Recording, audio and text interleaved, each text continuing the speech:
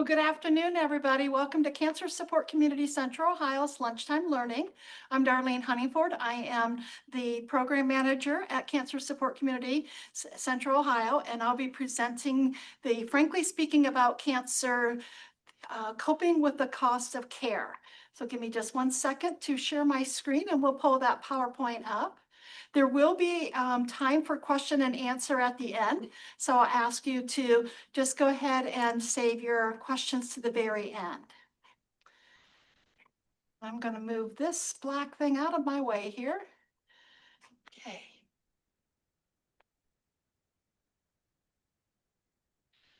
So frankly speaking about cancer, had the slides medically reviewed by, you can see by Miss Bach. She is a oncology social worker.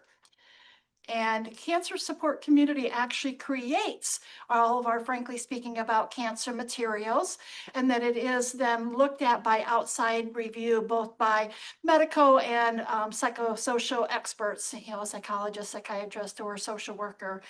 We do have final control over all of our programs, but this particular presentation was generously sponsored by Bristol Myers Squibb and Novartis.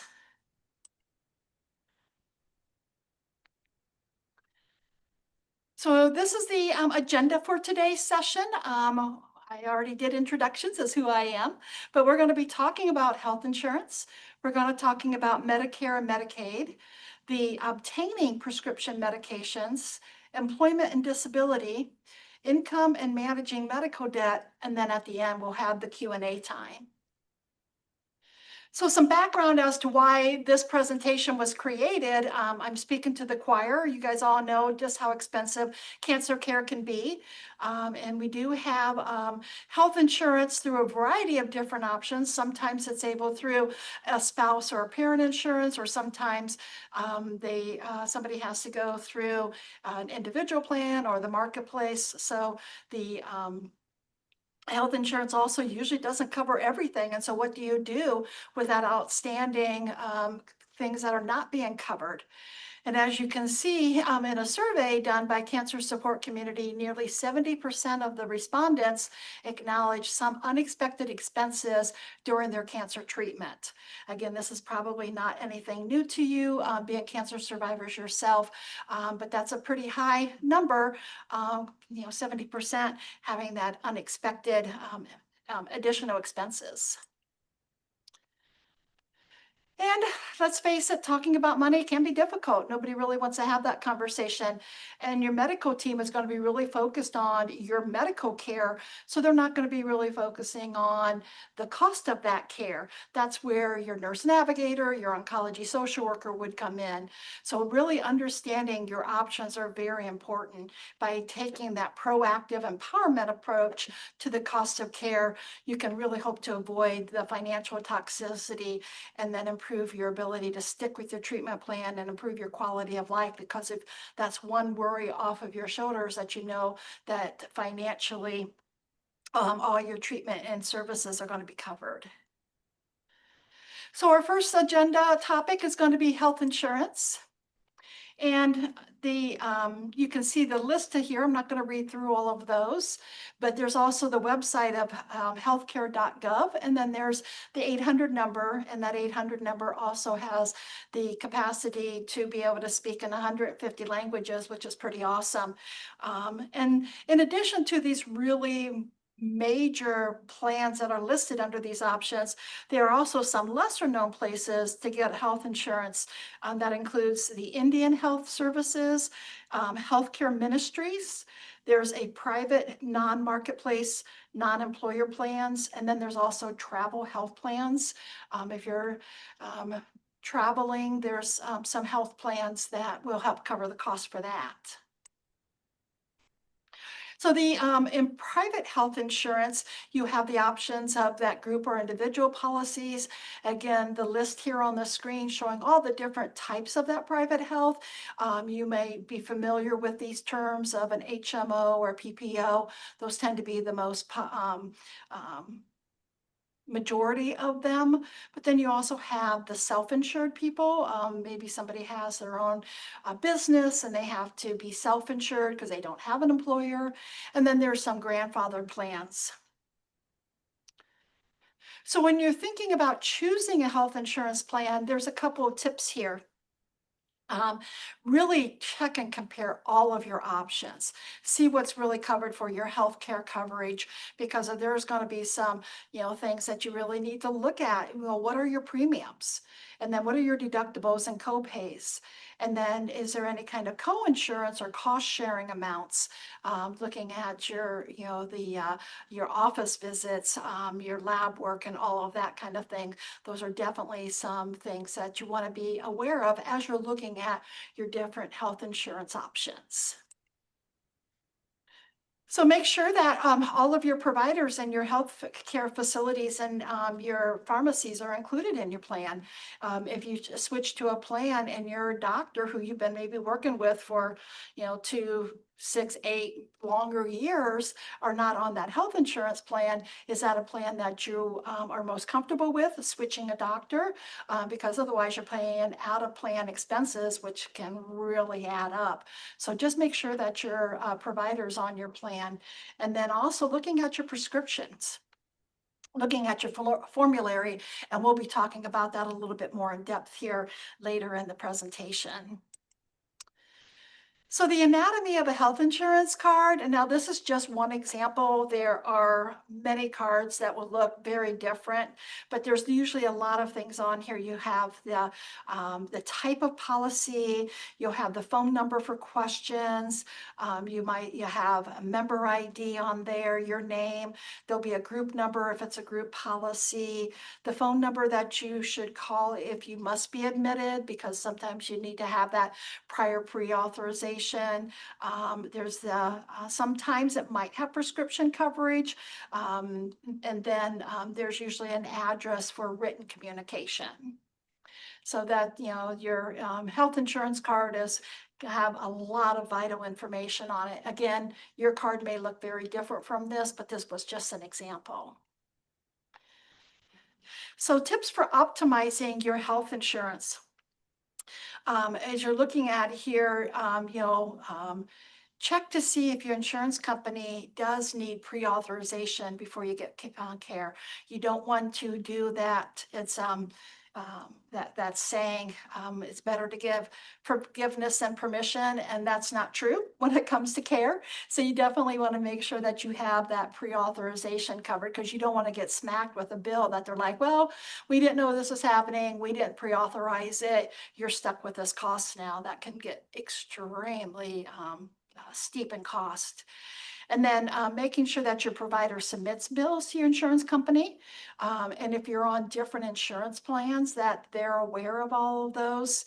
And it's really important to review your EOB, your explanation of benefits, and compare it to the bills that you get from your provider. Because if there's any kind of discrepancy in there, you definitely want to follow up on that and get that fixed. There's a lot of places that can help with the bills. You might have your healthcare facility or your treatment center has financial services office, the oncology social worker, your navigators, even cancer support community helpline has dedicated navigators to help with finances. So you can even reach out to our headquarters helpline, which again, I'll share that number in a little bit. But definitely know that there's help out there with looking at these bills and getting anything reconciled. If you have if you can get an insurance case manager, that's wonderful. If not, try to continue to speak to the same person that you've spoken to. So if you called your insurance and you spoke with Mary Beth on a Monday, and like a month later you have to call again, ask to speak with Mary Beth. Get that person's name, ask that, just because of that continuity of care is just really important if you can do that. And keeping accurate records is so vital. Sometimes participants have told me they have a dedicated spiral notebook and they just log every single phone call or every conversation or communication that they had with somebody, listing all of the things on here. As you can see, the day and the time, who they spoke with, what was discussed. Because if there an issue comes up, you can go back and say, well, I spoke with Mary Beth on Monday, August, whatever, at this particular time, this is what we covered. This is the case number associated. So in case there's any kind of issues, then you have that continuity of care there. And definitely keeping really great records, and then having a dedicated place that those are stored. If you have a file cabinet, if you have a, fireproof box, what, even if it's just an old shoebox, you have something in there. And then some insurance companies will record phone calls for training, but if you want to record, just ask. Just the same thing if you're having your conversation with your doctor at a medical appointment and you want to record the conversation so you don't forget any pertinent information, just say, may I record this call? And they can tell you whether that's permissible or not. And if they say no, I would question why not? Because if they're recording, why couldn't you? So if for some reason you get denied, please appeal, appeal, appeal, appeal. I've been a social worker for 40 years. And I can tell you in those 40 years, when somebody had to make a claim, they've gotten only twice did it go through. Their claims got denied. And so appeal, appeal, appeal. That's really important to do that. And as you're looking through that slide of everything on here about the questions that you think the insurer should have paid, or if you have your provider who ordered the test, please know that experimentally or non-FDA approved tests, treatments, or procedures are typically not covered even after an appeal. So when you're talking to your doctor and they're saying, well, this is an experimental procedure, you can say, okay, what's the cost? I got to make sure my insurance covers this. So definitely talk to your provider about approval before that.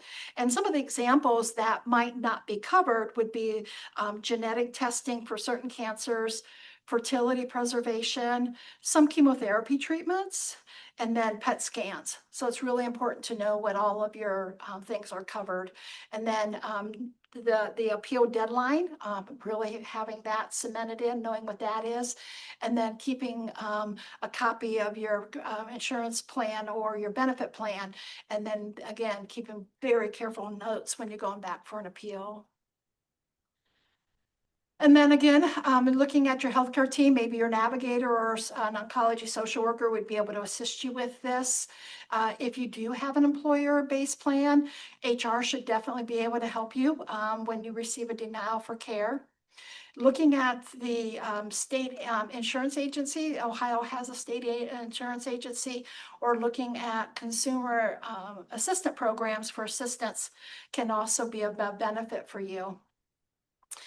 And then we already talked about that sometimes the denial because the procedures are not pre-approved. So always be sure that you're looking at pre-approval before any procedure. And then the Ohio Department of Insurance has created an online toolkit to help consumers and medical providers understand the cost of care. There's also a phone number down here with the Ohio Department of Insurance Consumer Hotline. So that phone number is really very beneficial. But this is what the online toolkit looks like. It takes us right to the insurance, the Ohio Department of Insurance, and then you can go through health coverage and external review appeal process. So you can just see all the information that's on here. And again, that hotline phone number is down here. So we'll be looking at some websites that can be really beneficial. So the Ohio Department of Insurance has been a wonderful resource for people over the years.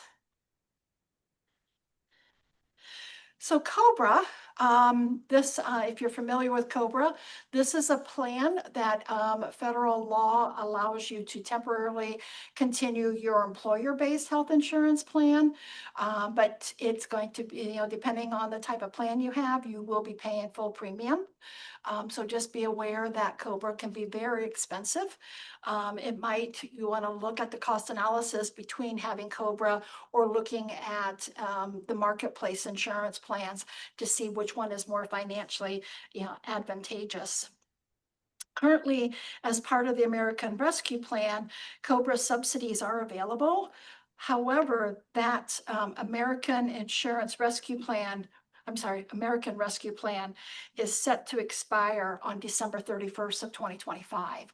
So for the next, 5 months or so, 4 months or so, that subsidy will be available, but be aware that there is a deadline for that. And then if you do need to look for COBRA, you can go to the website here, if my mouse wants to behave itself. I guess not. So this is the COBRA link here. And it tells you everything about who's eligible for COBRA, how does it work. It'll just answer a lot of questions if COBRA is something that you're looking into. So again, you may be eligible if you have employer-based health insurance before you leave. You might have your hours cut. You might have being laid off. You might have coverage through a loved one who becomes eligible for Medicare, dies, or you separate or divorce. And then if you're aging out of your parents' policy, you might qualify for COBRA.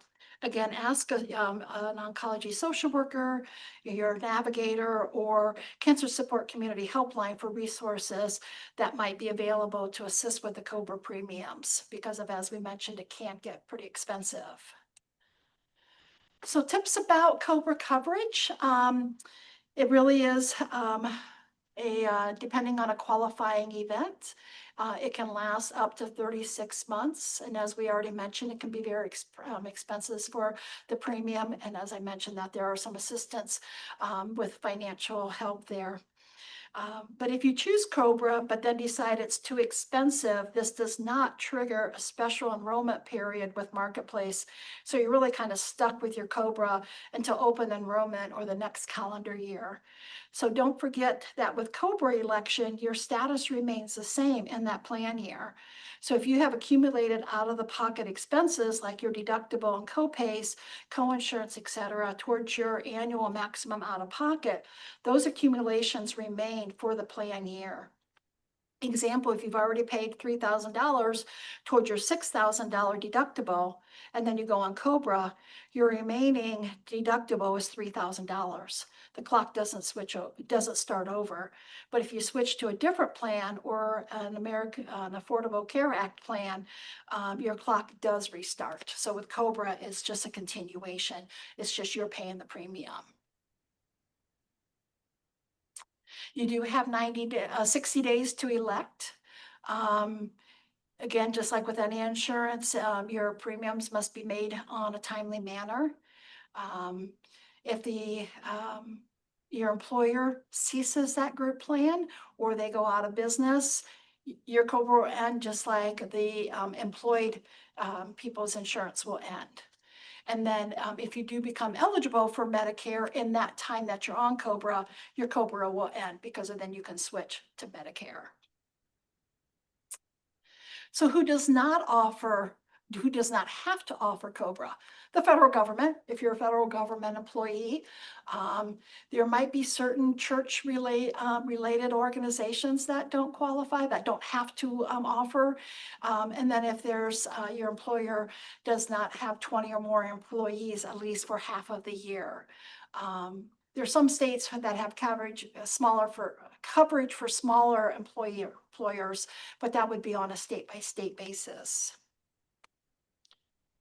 And that can be super complicated, as you must be eligible for Medicaid in your state to qualify for the state health insurance assistance program. And then in states that did not expand Medicaid, it's really pretty impossible to get onto COBRA.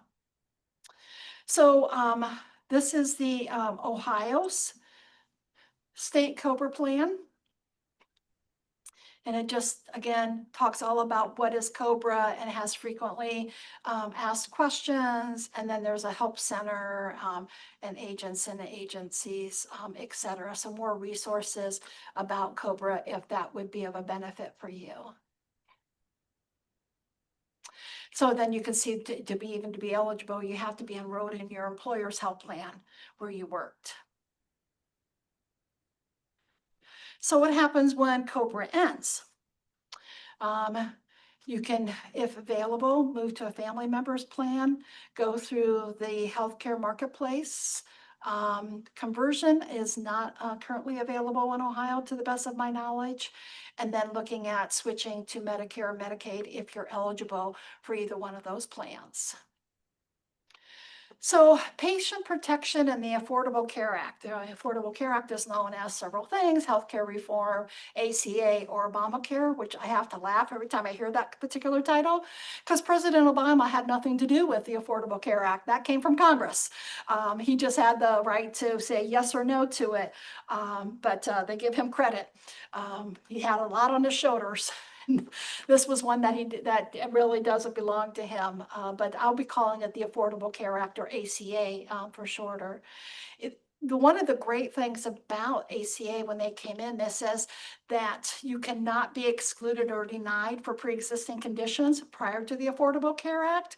You could. I had to be very careful. I live with asthma, so I have a pre-existing condition, and when I'm looking at insurance coverage, there's some of the plans could exclude me because of my asthma. The Affordable Care Act came in, wiped that out, and that is now for all healthcare plans. There are no condition exclusion or denials based on pre-existing conditions for any plan. Again, you can't be charged more because of a current or past medical condition. I was charged more out of my plan because of, I was seeing a respiratory therapist for my asthma. And then for children, they can stay on their parents' plan up to age 26. And then again, looking at, a lot of the protection, you can't rescind or cancel coverage unless somebody is, engaged in illegal activity like fraud. And then you can see some of the other things that is available there in the protection. That's, eliminating that lifetime and annual limits on essential health benefits. And there's free preventive care for most private plans and Medicare, which, those free screenings, there's no deductible co-pays or co-insurance, which has been really beneficial for a lot of screenings and program, mammograms, annual screenings like that.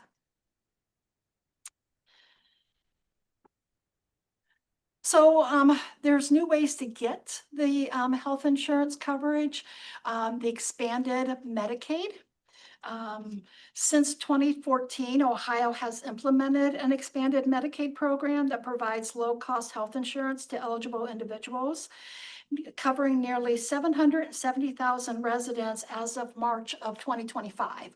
So Ohio is one of the states that we're one of the 32 states that have expanded the Medicaid program. And then when you're looking at your state health insurance marketplace, you can see that there's bronze, silver, gold, platinum, and catastrophic. And then there's financial help to buy the marketplace plans. And there are limits on deductibles and out-of-pocket maximums. So you can, if you have a state-based health care plan, you buy a plan in the state that you live in. This could be problematic for people who have multiple homes in different states. So you have to buy that insurance in the home that is considered their home state. I know several of our participants have homes in other states other than Ohio. So if they consider Ohio their home state, then that's where they would purchase that marketplace plan. I hope that makes sense. That catastrophic plan option has a high deductible and it only covers 3 primary care visits per year. And it's only available to folks under the age of 30 or those of any age with a hardship exemption or affordability exemption. So marketplace or a job-based plan would just be too expensive. So that's what that catastrophic plan is.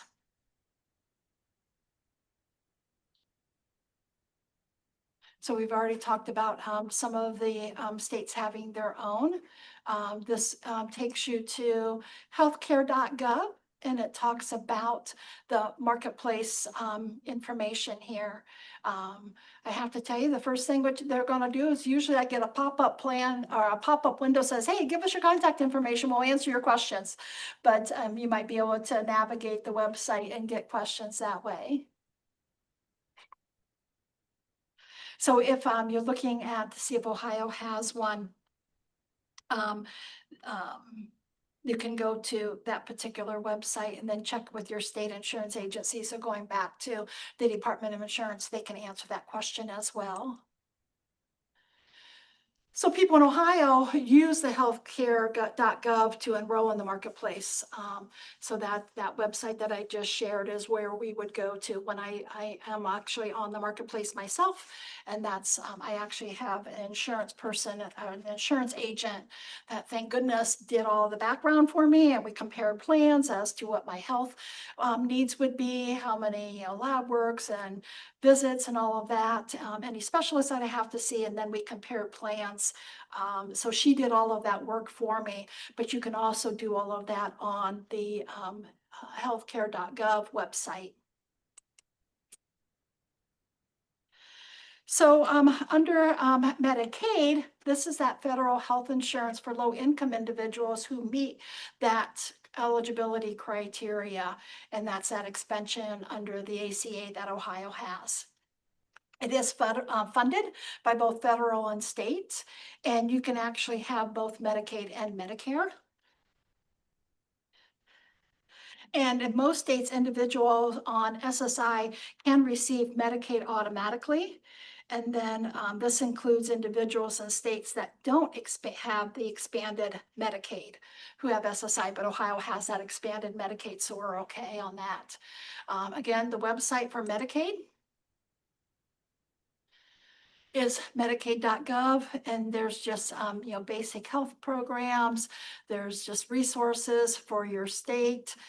Just another great resource to know what that website is if you are looking in to see if you're eligible for Medicaid.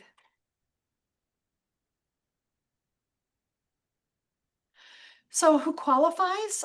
You must be a United States citizen or meet the Medicaid non-citizen requirements. It usually involves low-income families or individuals. Older adults might qualify for Medicaid, and then there's certain disabilities that are covered under Medicaid. So again, meeting that citizenship requirement and your Franklin County Jobs and Family Services can help explain what those are. You have to have or you need to get a Social Security number, and you do need to be a resident because of Medicaid is state run. Even though you get federal monies, every state has their own particular Medicaid program. So you have to be a resident of Ohio to be eligible. Again, it's a financial requirement. If you're not sure if you would qualify, still apply. All they can do is tell you no. It gives you different examples of eligibility by monthly income.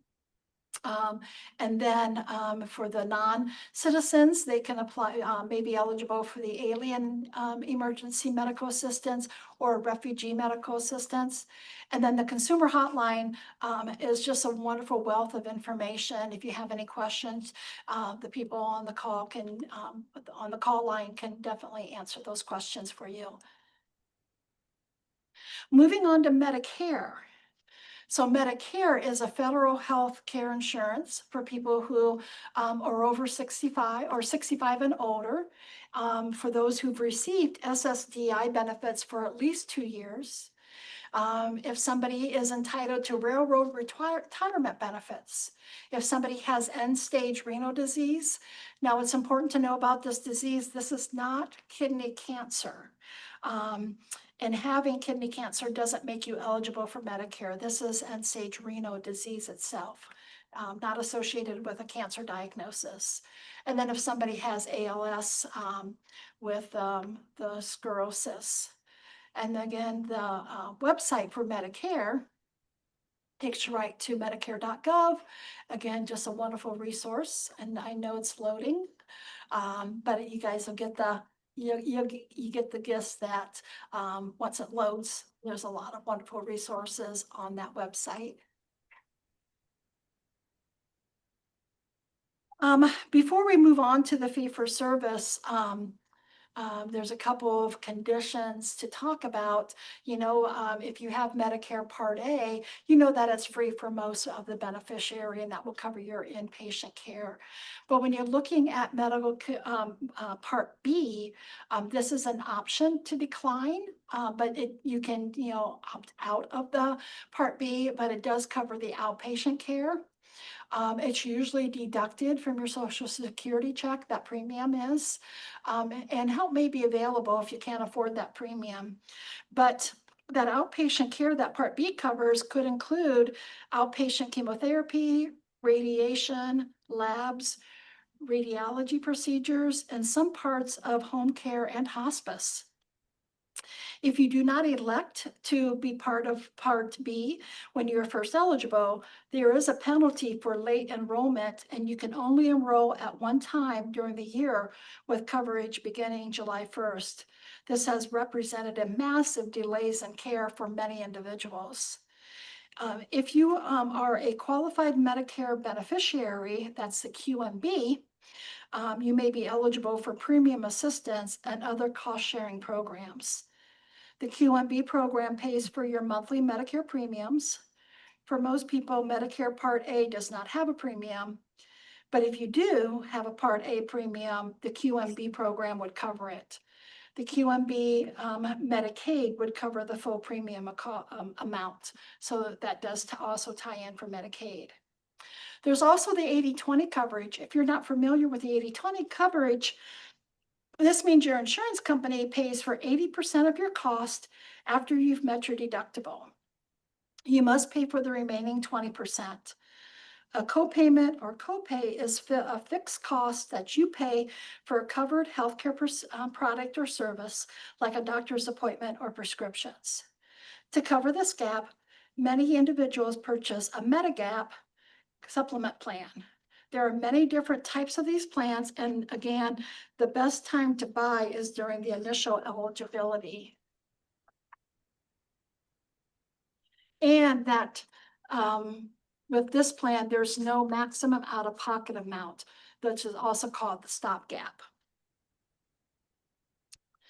So there's other programs that can help with Medicare, and that's Basic Cost Help Medicare Savings Programs website. And that's also part of the medicare.gov. So there's a lot of different ways that talk about a savings program. Here's that qualified QMB program. It'll give you some financial resources to see if you would qualify. There's a specified low-income Medicare beneficiary program. And then there's a qualifying individual program. So just a lot of wonderful resources to know with that website there. So moving on to Part C. These are Medicare Advantage plans. The Managed Care Medicare, which would be an HMO or PPO, and every state has a different option and details. And you are encouraged to strongly encouraged to read the fine print, because these plans can be very predatory and really hard to get out of once you're in. So essentially, you would get sold a Medicare from a private third-party insurance company to manage your Medicare. There's usually a network of providers, higher cost to specialist care, and it's not great if you're traveling or a snowbird. They would work like a Medicare with an 80/20 coverage setup, but the key difference is there's an annual maximum out of pocket, which can be high as $7,500, again, depending on your state and your plan. And you can't buy a gap plan, even though you still have a coverage gap. But for those who want one company managing everything, they also usually offer Part D and some added benefits like vision, dental, gym memberships, transportation, and meal delivery. These plans have been challenging for people with cancer, and they often cannot go where they want to for cancer care because of the higher out-of-network cost. So if you are interested in looking at Part C, again, I highly recommend meeting with an insurance specialist that can go over all of those details of what Part C encourages or encounters. Moving on to Part D, this is the prescription coverage. There is a penalty if you do not enroll in Part D when you're first eligible. But what's really great in our September lunchtime learning next month on September the 3rd, we're actually going to have a specialist coming in and they're going to be talking about Medicare annual enrollment. So I'm not going to dive deep into this Part D because you're going to have a specialist next month covering all this. And I'm so happy that she's able to come in and do that. So this is just to show you that you must enroll. It's not automatic. And then there's different plans in each state, but you can see, you know, the annual deductible, the initial coverage, the coverage gap, the catastrophic coverage. But again, when our speaker next month covers all this, she will be able to get much more in depth than I can. Again, our speaker next month will cover all of the benefit parameters because of this is dated in 2021. And you know, just in the past 4 months, those parameters have changed. I just couldn't find most recent information, but I know she'll have it. So the obtaining, oh, I'm sorry, I did have more information on the Medicare Part D. It's a good tool for pricing out medication is available on the Medicare.gov website by their plan finder. And then with most cancer drugs, outpatients are in a catastrophic period by February every year.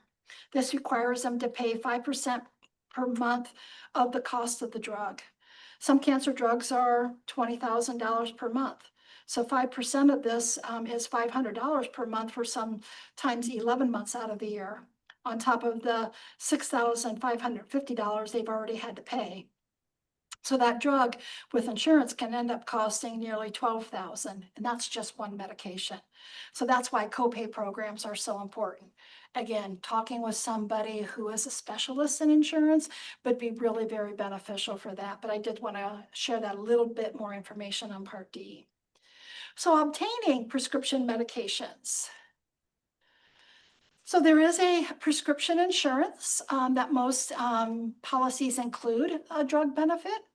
And it's often managed by a company other than your insurance company.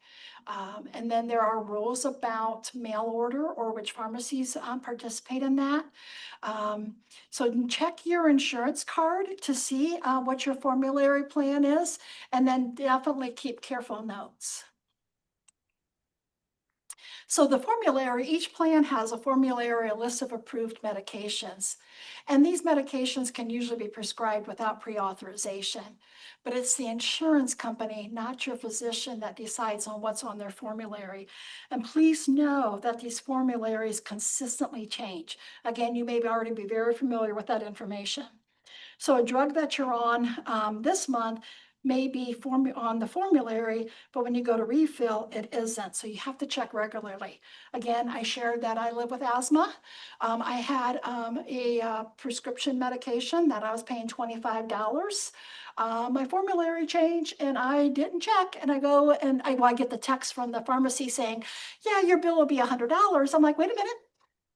Last month it was just 25. Why am I paying $75 more? So of course I'm on the phone with my insurance company, finding out that the formulary changed, getting with my doctor, saying, okay, this is what's on my formulary tier plan. Any of these medications, can you switch the prescription to something that's more affordable for me?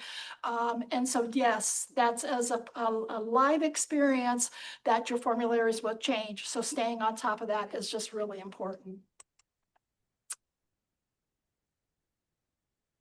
Um, So as I just said, checking to see if there's a formulary equivalent, finding out from your doctor. um, And then if there's step therapy, um, that there might be a lower step drug to move up the rung to the next step. So again, this often occurs with the pain medications. And if you get denied, you're on a particular medication that is working and it's, keeping the cancer at bay, or it's actually killing the cancer cells off, and you get denied, or they say, your insurance plan and you're now paying $5,000 a month, definitely appeal. Because if your doctor can get involved and your social worker or navigator can help navigate that. So patient assistance programs, there might be assistance available if you don't have insurance cover, prescription coverage, if you have a limited prescription coverage, or the copays are just too expensive. Because pharmaceutical companies cannot give copay cards to people with any kind of government insurance like Medicare. Please be aware that some may not qualify for assistance. Some, and not many, have programs where if the drug costs over a certain percentage of the individual's income, they'll provide the medication for people with Medicare. For people with commercial, employer, or Affordable Care Act coverage, they are likely eligible for manufacturer copay cards. And these can be trouble too. Many insurance plans do not count the money received from the pharmaceutical assistance towards the individual annual out-of-pocket for pharmacy costs, that leaving them in a difficult situation if the copay card money is exhausted. For folks with no coverage, starting with the manufacturer is the way to go, but they can also place limits on how much free medication they'll give out, especially if the individual has the option to get pharmaceutical coverage. So Needy Meds is a really wonderful organization, needymeds.org. You can see they have drug coupons. They talk about different, they have common questions. There's a tab for first-time users. They list brand name drugs and generic name drugs. So just a really great website to know about. So employment and disability. Why this is part of this conversation is many people work through their cancer treatment. Some need time away from the employment, permanently or temporarily. And it's your decision on how much you tell about your medical condition to your employer. So talk to your healthcare team about medical certifications. And then there are many different types of disability insurance. So things to consider when deciding whether to work through the treatment. What is your satisfaction with your work? What does your healthcare team recommend? Can you complete your work functions while on treatment? Because we all know, unfortunately, chemo brain, that brain fog is a very common side effect with certain chemo drugs. And then what are the financial implications of taking time away? So there is the Family and Medical Leave Act, FMLA, and this can be used for medical leave. And you do need to meet eligibility requirements. And you'll get 12 weeks of unpaid leave during any 12-month period. And this 12 weeks can be taken all at once or intermittently, like say you need to take every Friday as FMLA for chemotherapy. That's just one example. So you can see the different eligibilities for FMLA. You do need to be having worked for 12 months, and there's a limit of hours that you need to have been put in to be eligible. And then the website for the FMLA, again, as part of the website on here for the dol.gov.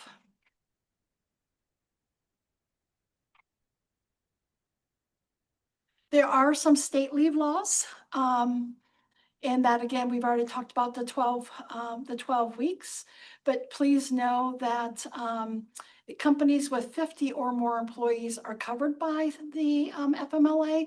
If you work for a smaller or business, you might need to check and see if you qualify, if the FMLA is offered through your employer. So Americans with Disabilities Act, you can see the list of what that is. It demands reasonable accommodations.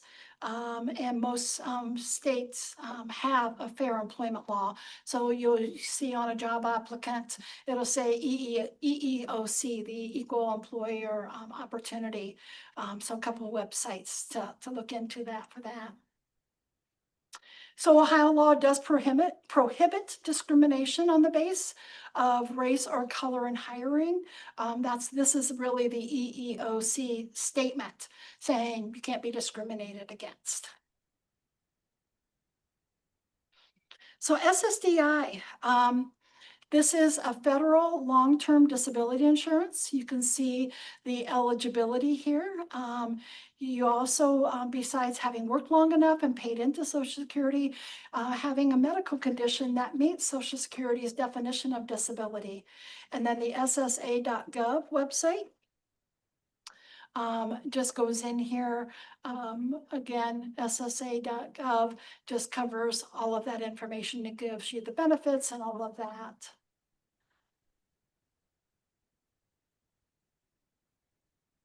So compassionate allowance diagnosis, which many cancers are, can speed up the review of applications for SSDI. That's that medical condition. So if you have a cancer diagnosis, kind of puts you at the head of the pack for determination. So how to apply for that? There's, you can go in person, you can do it over the phone or on the internet. There's a whole list of things that they recommend having before you even start the application, because they're going to be asking you for all of that information. And here's that compassionate allowance that I just referenced, that cancer meets Social Security standards for disability benefits. If you're approved for SSDI, payments actually begin 6 months after you stop working due to a disability. For example, Susie is diagnosed with lung cancer in November. She continues to work through treatment until May, when she can no longer tolerate working with her treatment. She calls SSA to apply, and her date of disability is May. The earliest she can collect is 6 months from then, not 6 months from November when she was diagnosed. So you might want to go back and look at COBRA eligibility for the max that people on SSDI may be able to continue their COBRA is 24 months after they become Medicare eligible. So that's that 24 months in there. If you're not approved for SSDI, what to do? Appeal. As we mentioned earlier, appeal, appeal, appeal. There's a couple of different ways that you can do that. And then if you are approved on appeal, then you might be eligible to receive retroactive benefits. So you can get SSI and SSDI. Say you're a younger person with cancer and haven't worked much, so your disability payment is $500 per month, which is actually below the national SSI threshold of $794 per month. So they could collect their $500 disability and $294 in SSI to get Medicaid because they're getting the SSI. Ohio does not have a state-funded short-term disability program at this time, so you would need to go through the federal government. That's that state disability insurance programs. Unfortunately, Ohio does not have one. So income and managing medical debt. There's a couple of resources for that. Financial assistance through organizations, nonprofits, community programs, the National Foundation of Credit Counseling or other accreditations for credit counseling. The NFCC is that national foundation. And it just gives you get help, and there's a toll-free phone number there to reach out to for financial credit counseling. Working with a financial advisor, definitely check their credentials. Who are they? Is it just Uncle Joe's neighbor's niece? You might want to check credentials. But what kind of experience does that financial advisor have working with cancer community? Does that person have aspects of medical coverage, disability benefits, life insurance, and reverse mortgages? How much do they know? And how are their fees determined? Because unfortunately, financial advisors are not free. Looking at your retirement fund. Some employers permit borrowing from a retirement fund. Unreimbursed medical bills can qualify as a hardship. But please be aware that there's a 10% early withdrawal penalty. And so before you're looking at dipping into your retirement fund, it's highly recommended that you discuss with a financial planner or advisor first, because of that penalty will hit you. You also have life insurance. If you have a life insurance policy, some will have a loan that you can get. There's an accelerated death benefit. I do have to say I'm not familiar with that. I apologize. I didn't do my homework on looking at what that was. But again, if you're looking at wanting to tap into your life insurance policy to help with medical bills, definitely talk with a financial planner or an advisor.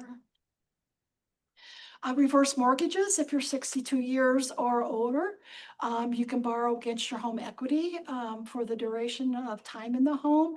And then a third-party financial counseling is required by HUD, Housing and Urban Development. So looking at managing medical debt, resources are available. The empowerment approach can help, and the best time to start is now, being proactive, getting those things in place. And so there's some resources for you through Cancer Support Community. Our helpline, you can see that we have community navigators, and that's 11 to 8, and then 11 to 6 on Friday. And this is an Eastern Standard Time number. That's why it's a little later in the morning. So our West Coast participants aren't getting up at 4 o'clock in the morning to make a phone call. Cancer Support Community has an open to options program where specialists can sit down and help you create a list of specific questions for your doctors and your concerns and deciding what's the best treatment for you. Angie, my boss, and I are both trained in providing the open to options program. And then frankly speaking about cancer, which is our headquarters award-winning education. And that is a presentation from Frankly Speaking About Cancer. And there is financial navigation is available by referral. A couple of other programs that Cancer Support Community does. Hopefully you're familiar with this, that we have a registry, and it really helps Cancer Support Community to look at what are the needs of the community, and that really helps guide our programming. That program development for us, 6 years ago or so, the number one concern polled by a report from the Cancer Experience Registry showed that nutrition and wellness was the number one concern. And so we have a minimum of 3 cooking classes a month. The last report polled just within a year ago or so, it shows that pain management is a number one concern for the cancer community. So we're looking at implementing more pain management programs. So that's why being part of the Cancer Experience Registry is really important, because it just helps us identify those issues being faced by people who are actually dealing with a cancer diagnosis. We do have a grassroots movement through our cancer advocacy policy, a cancer advocacy Institute for Cancer Policy. Sorry, my blood sugar is dropping. And so we have a grassroots movement here that you can get more information on. You can be an advocate to speak to policymakers on behalf of people impacted by cancer, both at Capitol Hill and at local levels. So this opens it up for questions. You're welcome to unmute if you have any questions. If you have very specific detailed questions, you might want to hold on to them until next month when we have the expert come in and present. But if you have any questions, I'd be happy to see if I could answer them.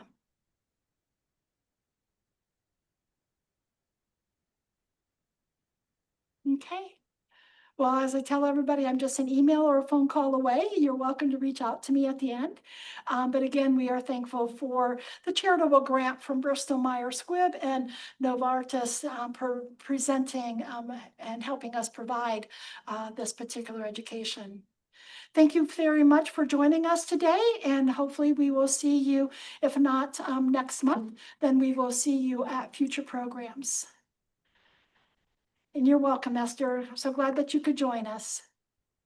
Bye. Thank you, Darlene. You're welcome, Winnie. Bye, everybody.